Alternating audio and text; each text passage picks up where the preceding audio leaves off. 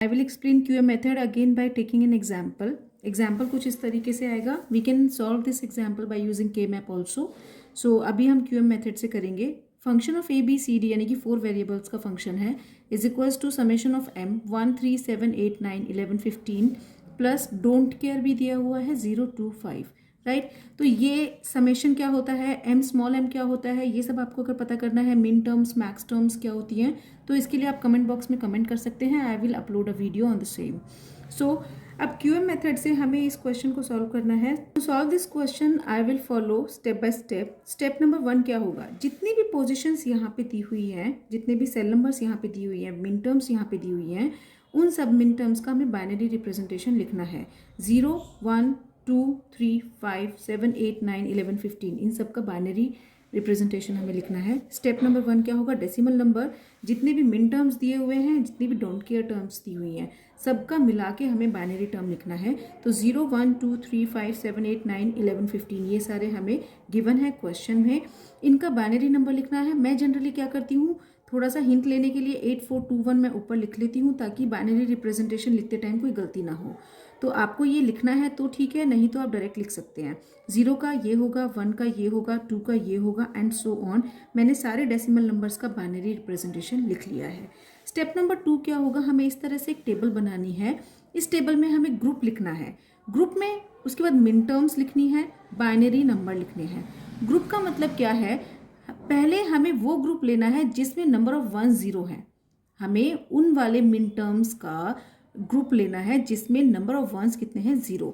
तो ग्रुप 0 लेंगे. फिर हम ग्रुप 1 लेंगे जिसमें नंबर ऑफ वंस जो हैं वो 1 है.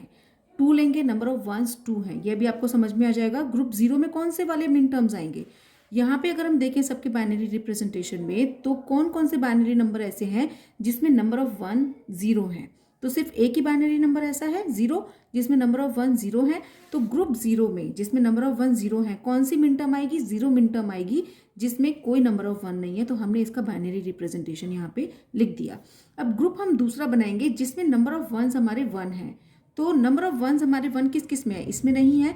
तो जो जो हम यहाँ टेबल में लिखते जा रहे हैं उनके आगे आप टिक मार्क लगाते जाइए ताकि कोई कंफ्यूजन ना हो.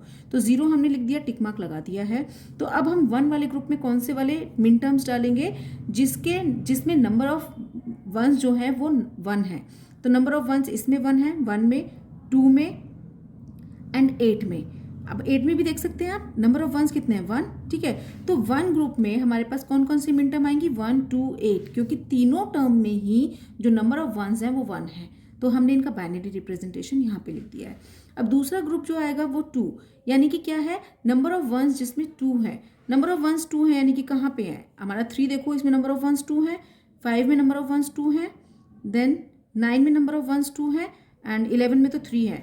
तो थर्ड ग्रुप में, 2 ग्रुप में नंबर ऑफ 1 जिसमें 2 है, कौन कौन से मिन टर्म्स आएंगे, 3 5 9, क्योंकि इन तीनों के बाइनरी रिप्रेजेंटेशन में जो नंबर ऑफ 1 हैं दे आर 2. तो अब नेक्स्ट ग्रुप लेंगे 3 का जिसमें नंबर ऑफ 1 3 है. तो 7 और 11, 7 एंड 11 ये दो ऐसे हैं टर्म्स, डेसिमल नंबर हैं जिनमें नंबर ऑफ 1 3 हैं, 1 2 3 1 2 3. तो 7 और 11 लिख लिया, इसकी बाइनरी रिप्रेजेंटेशन हमने लिख लिया है.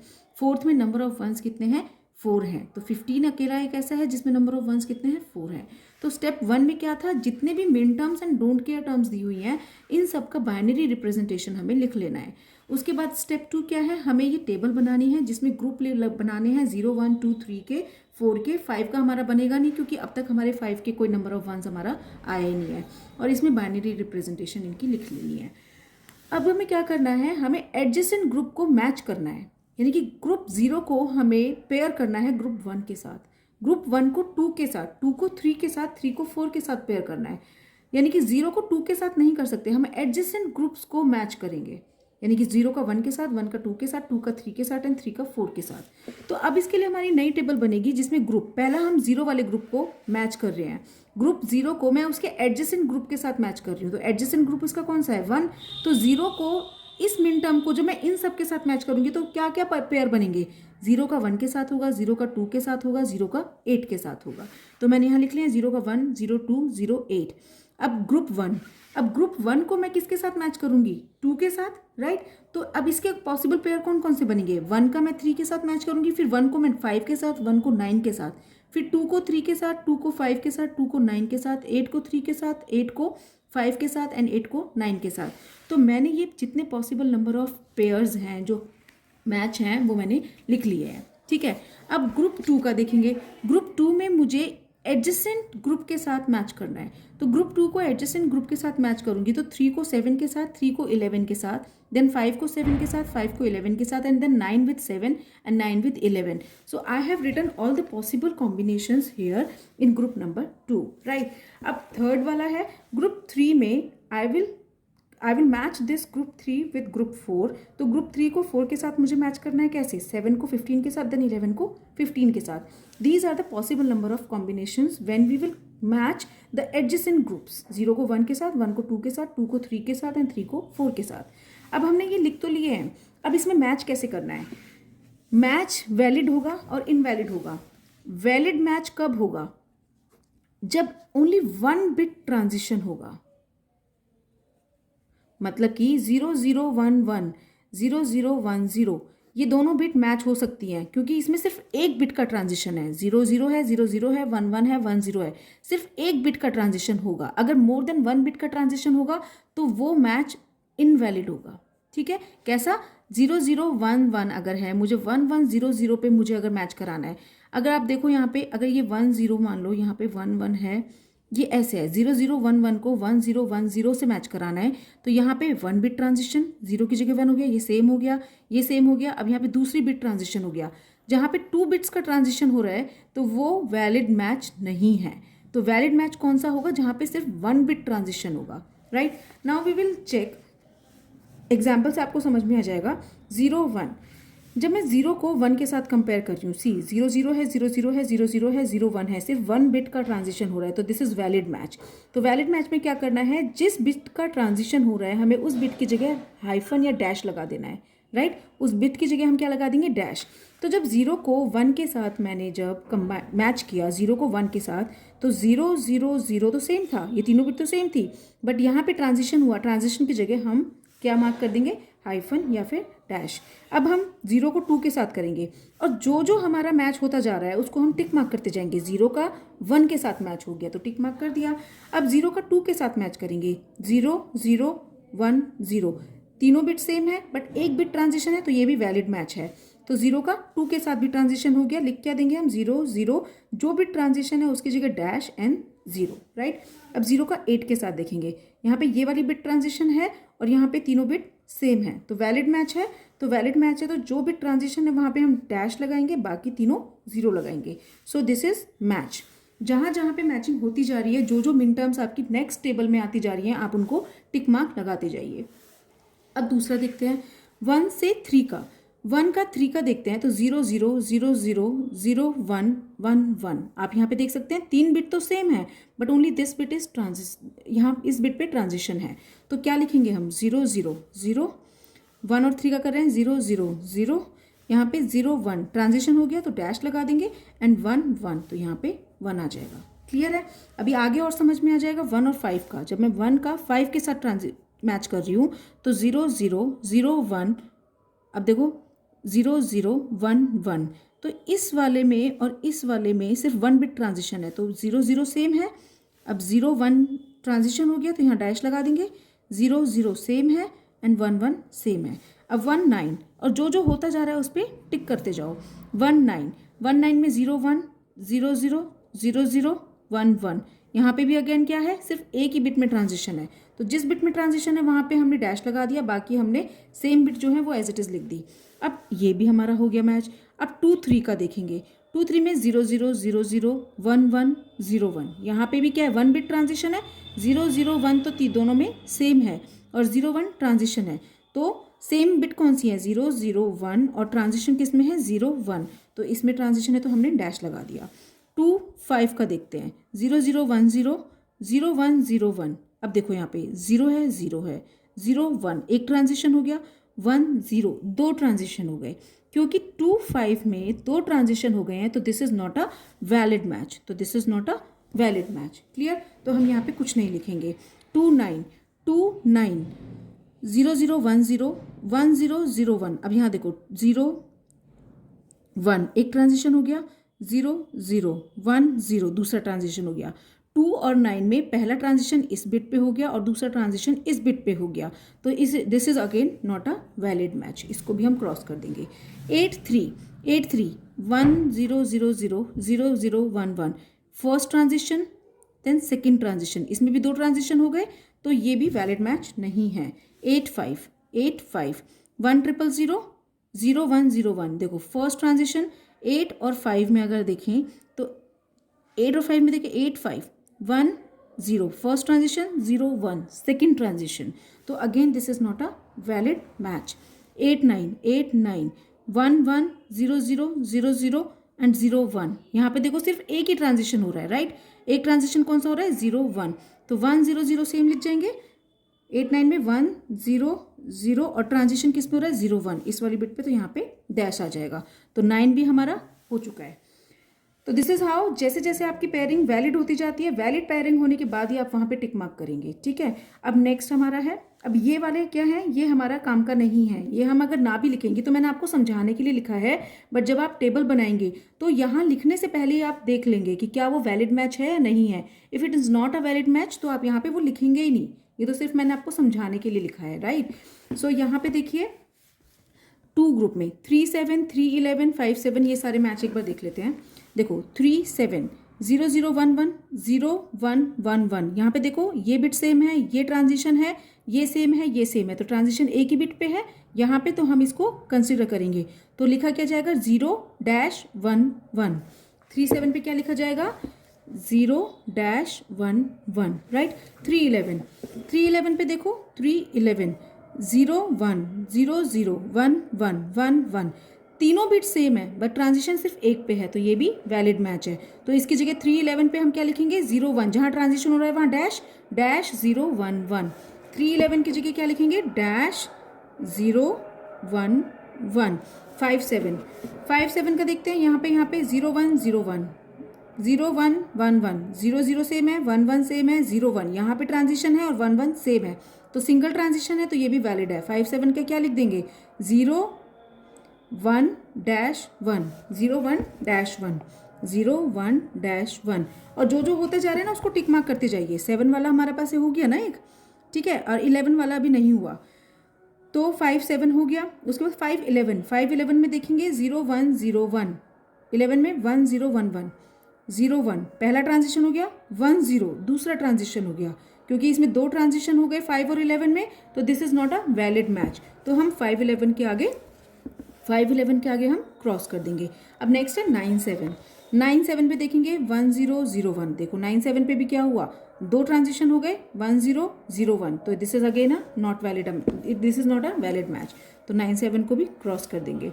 अब है 9 11 पे क्या है? 9 11 1 1 0 0 0 1 1 1, एक ही ट्रांजिशन है इस बिट पे, तो 1 0 डैश 1 1 0 डैश 1 1 0 डैश 1, राइट। तो अब यहाँ पे देखो कौन कौन से कंसिडर हो गए? 3 7, अब यहाँ पे 3 7 5 11, 3 7 5 11 9 हुआ है यहाँ पे, हाँ 9 हो गया, 9 यहाँ पे कंसिडर हो गया, तो ये सारे टिक हो जाएंगे, राइट। अब हम 3 से 4 का करेंगे, 7 का 15 से करेंगे तो एक ही बिट ट्रांजिशन है, बाकी तीनों सेम है। जब 11 का 15 से करेंगे तो एक बिट ट्रांजिशन है, बाकी सारे सेम है। तो 7 का 15 से करेंगे तो क्या आएगा? जहाँ ट्रांजिशन है वहाँ डैश डैश 1 1 1, तो यहाँ पे मैं लिख दूंगी 7 का 15 से डैश 1 1 1, और 11 का 15 से क्या लिखूंगी? 11 का 15 से 1 डैश 1 1 1 डैश 1 1। यहाँ तक आ गई है आपको टेबल। अब नेक्स्ट टेबल बनाएंगे, राइट। ध्यान से देखना, अब आपको एडजेसेंट ग्रुप का मैचिंग करना है, 0 को 1 के साथ मैच करना है। अब इसमें आपको सबसे इजी तरीका पता है क्या हो जाएगा? सबको एक एक करके देखने की जरूरत नहीं है, जिस बाइनरी नंबर का डैश अगले ग्रुप के बाइनरी नंबर के डैश के साथ पोजीशन मैच कर रहा है वो ही सिर्फ वैलिड मैच होगा। 0 1 को जब मैं इन सब के साथ करके देखूंगी, 0 1 को मैं इन सब के साथ करके देखूंगी, तो सिर्फ आपको कौन सा देखना है? वो देखना है जिसका डैश सेम पोजीशन पे है। जब 0 1 को मैं देखूंगी तो वो इन सब के साथ पेयर नहीं बनाएगा, सिर्फ किसके साथ पेयर बनाएगा? 8 9 के साथ। क्यों? क्योंकि इसका डैश और इसका डैश सेम पोजीशन पे है, डी पे है, बाकी इनमें से एक इसका डैश भी सेम पोजीशन पे है। तो 0 1 के साथ वैलिड मैच एडजेसेंट ग्रुप में कौन कौन से हो गए, एक तो ये हो गया और एक ये हो गया।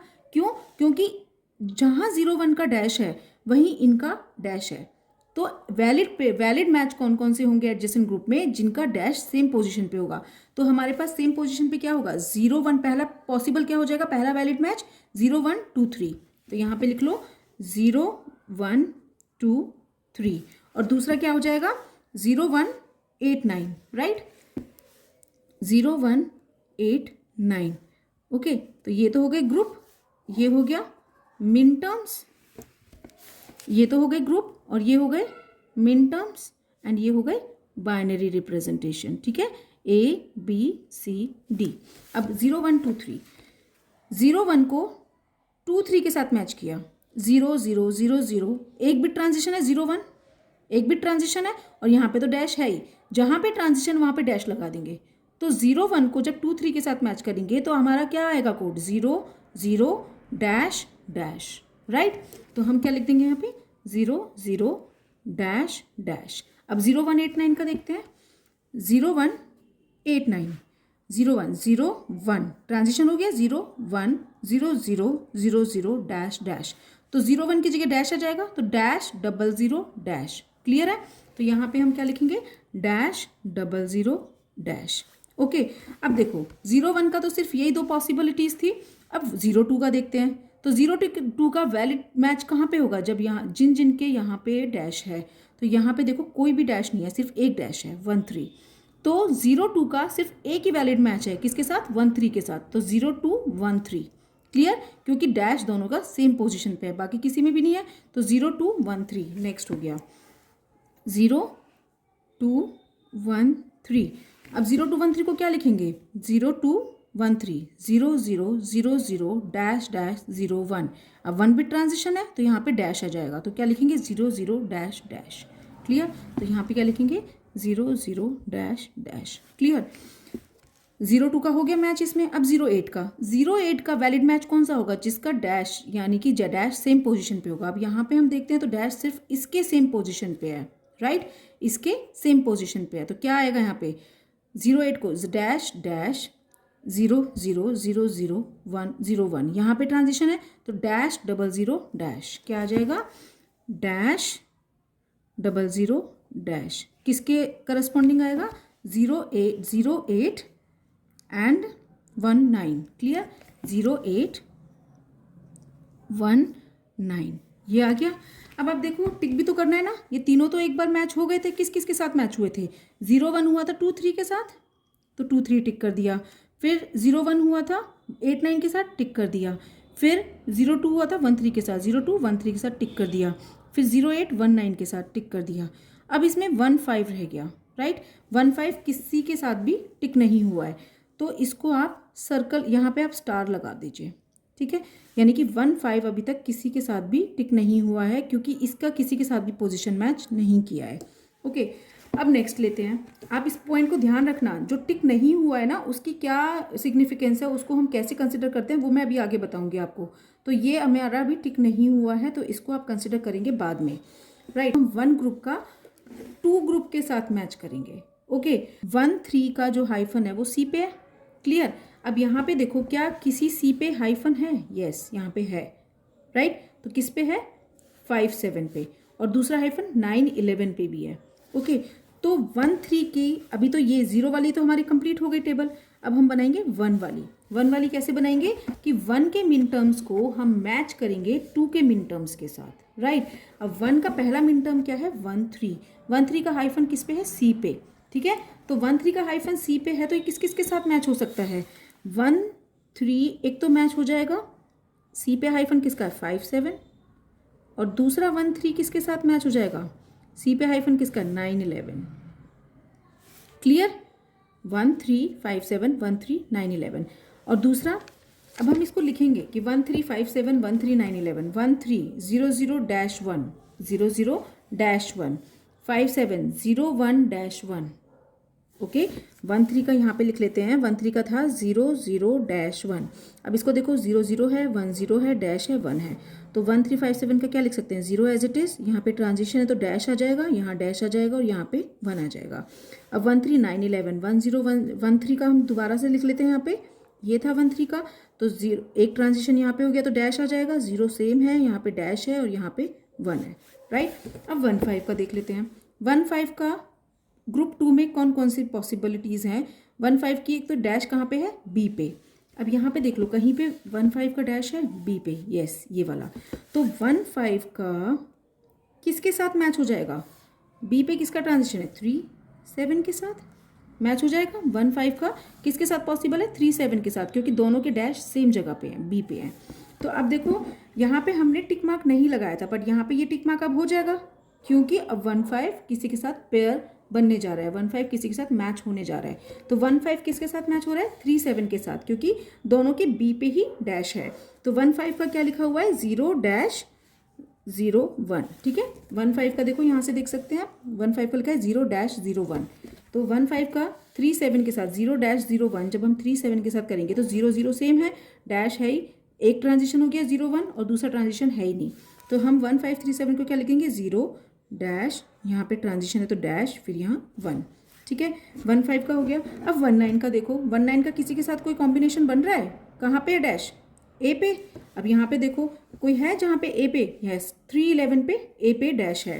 तो 1 9 का क्या बनेगा, तो यहाँ पे 1 9 का पॉसिबल कॉम्बिनेशन किसके साथ बनेगा 3 11 के साथ। दोबारा देख लो 1 9 में जो डैश है वो ए पे है, ठीक है, और यहाँ पे 3 11 में डैश जो है वो ए पे है। तो 1 9 का 3 11 के साथ वैलिड मैच बनेगा। तो 1 9 में क्या लिखा हुआ है डैश 0 0 1, तो हम यहाँ पे 3 11 डैश 0 0 1 हम यहाँ पे लिख लेंगे। तो 1 9 3 11 का क्या हो जाएगा डैश 0 0 1, डैश की जगह डैश आ जाएगा, 0 की जगह 0 आ जाएगा। ट्रांजिशन यहाँ पे 1 से 0 में है, तो ट्रांजिशन की जगह 0 डैश आ जाएगा और ये यहाँ पे 1 आ जाएगा। यहाँ तक क्लियर है। 1 9 का भी मैच हो गया, देखो 3 7 का भी मैच हो गया, यहाँ पे टिक कर दिया। 3 11 का भी मैच हो गया, टिक कर दिया। 5 7 का भी मैच हो गया, टिक कर दिया। अब नेक्स्ट देखते हैं 1 9 में 2 3 का डैश कहाँ पे है लास्ट में, ठीक है डी पे। क्या नेक्स्ट ग्रुप में कहीं लास्ट में हाइफन है, डैश है, नहीं है। 2 3 का कोई भी मैच नहीं है, बट 2 3 हमारे पास पहले भी कोई मैच नहीं हुआ है, राइट। 2 3 हमारा यहाँ पे मैच हो चुका था, तो हमारा ऑलरेडी वो टिक है। बट 2 3 का अब नेक्स्ट वाले ग्रुप में 2 3 का आप देखेंगे जो हाइफन है, जो डैश है वो डी पे है, और नेक्स्ट ग्रुप की जब मैचिंग कर रहे हैं तो लास्ट में डी पे कोई हाइफन नहीं है, तो हमारा कोई वैलिड मैच नहीं बनेगा। अब 2 3 के बाद नेक्स्ट क्या आता है, ये तो सारे नॉन वैलिड थे। 8 9 का भी लास्ट में है डैश। अब 8 9 के लिए भी कोई वैलिड मैच नहीं है, क्योंकि लास्ट में कोई भी नहीं है। क्लियर।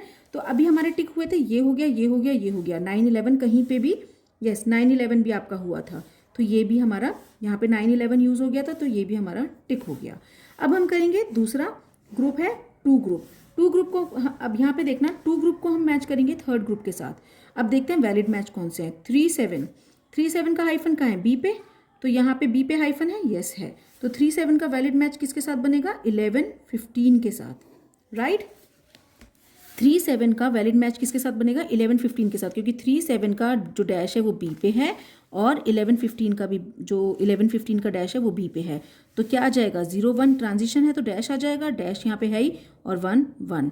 अब 3 11 डैश कहाँ पे है, 3 11 का अगर हम देखेंगे तो डैश कहाँ पे है ए पे, तो यहाँ पे 3 11 का जो मैच बनेगा वो किसके साथ बनेगा 7 15 के साथ, क्योंकि दोनों के जगह डैश की जो जगह है वो सेम है। तो यहाँ पे हम लिखेंगे डैश 0 1 ट्रांजिशन है, 1 1 सेम है। क्लियर।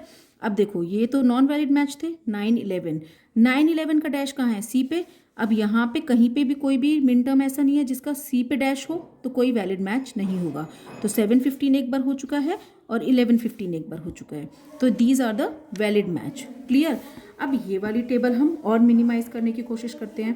कैसे, क्या ये वाला ग्रुप इस ग्रुप में किसी के साथ वैलिड मैच है, अब ये वाले ग्रुप का वैलिड मैच कौन सा होगा, जब इस ग्रुप का कोई भी मिन टर्म, अगर मैं ये वाली उठाती हूँ तो सी और डी दोनों पे हाइफन है, तो क्या इसमें कोई भी ऐसा मिन टर्म है जिसमें सी और डी दोनों पे हाइफन हो? नहीं है ना, तो इसका कोई वैलिड मैच नहीं है। अब ए और डी पे कोई हाइफन है, ए और डी पे भी नहीं है, तो कोई वैलिड मैच नहीं है। सी और डी पे है, सी और डी पे नहीं है, तो कोई वैलिड मैच नहीं है।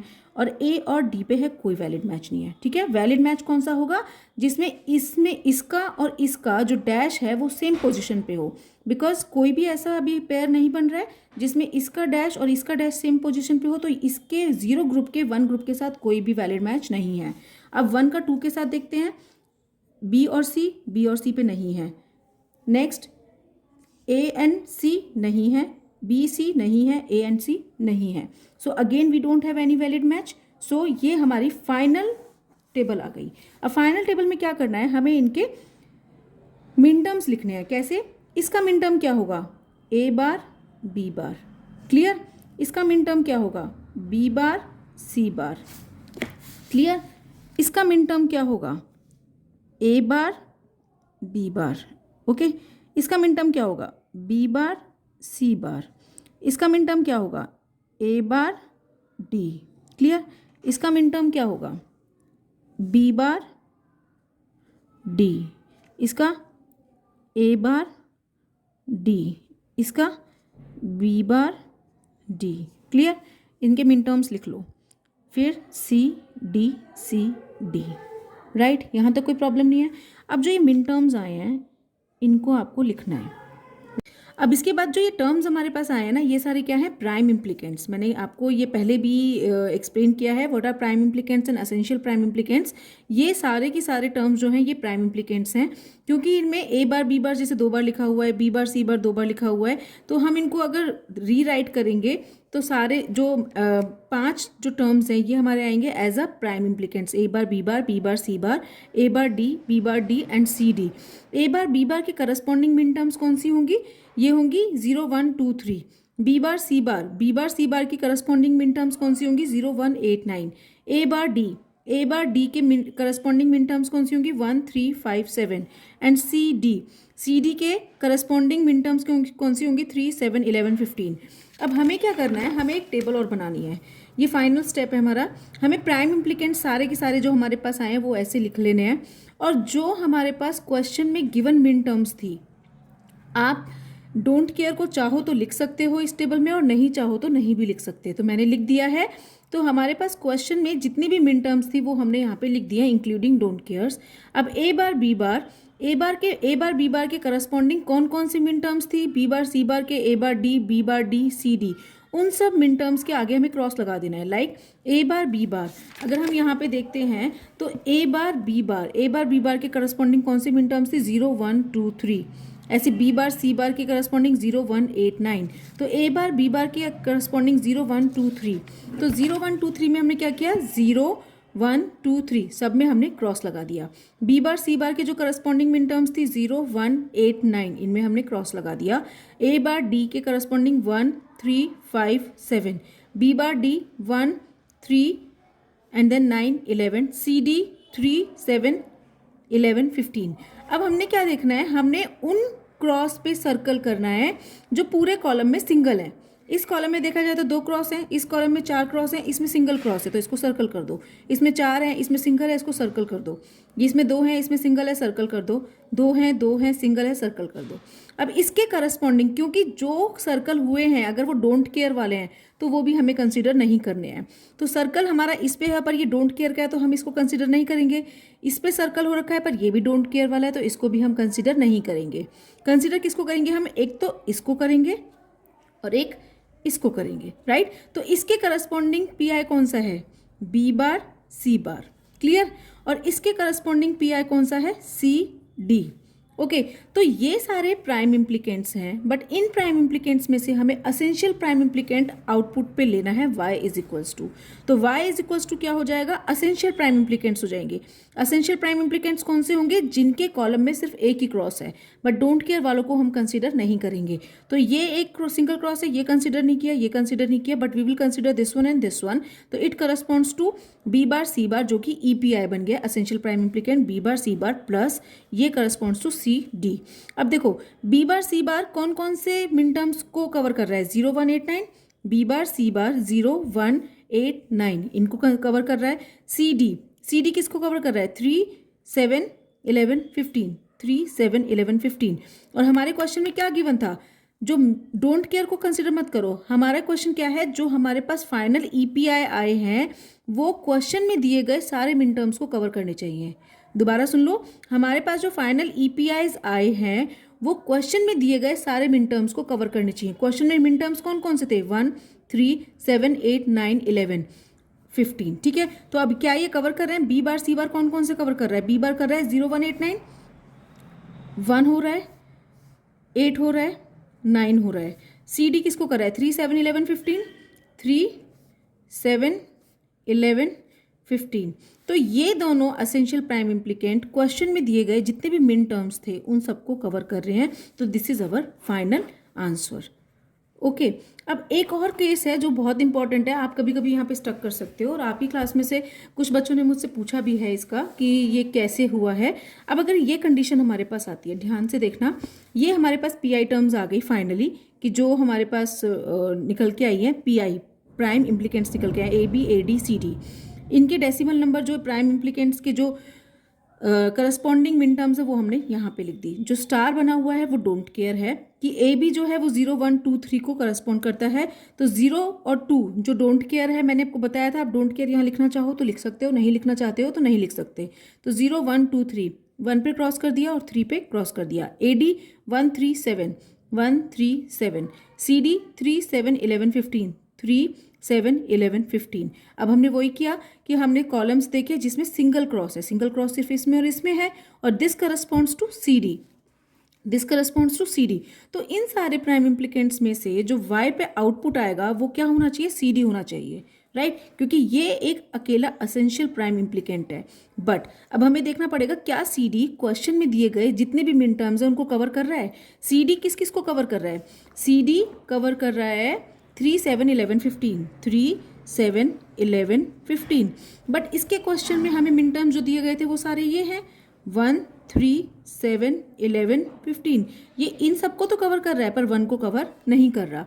जो ये C D essential prime implicant है ये 3 7 11 15 को तो कवर कर रहा है, बट क्वेश्चन में जो दिए गए थे मिन टर्म्स 1 3 7 11 15 इनमें से ये 1 को कवर नहीं कर रहा। तो इन प्राइम इम्प्लीकेंट्स में से सी डी तो हमारे आउटपुट में, तो इन प्राइम इम्प्लीकेंट्स में से सी डी तो हमारे आउटपुट में आएगा ही आएगा। अब इन दोनों में से हमें एक और आउटपुट लेना पड़ेगा जो कि हमारा 1 को कवर कर रहा है। अब देखो ये भी 1 को कवर कर रहा है और ये भी 1 को कवर कर रहा है, ए बी भी 1 को कवर कर रहा है और ए डी भी 1 को कवर कर रहा है। अब नाउ हम देखेंगे कि डोंट केयर किस में ज़्यादा है। जिसमें डोंट केयर ज़्यादा है हम उस टर्म को कंसीडर नहीं करेंगे।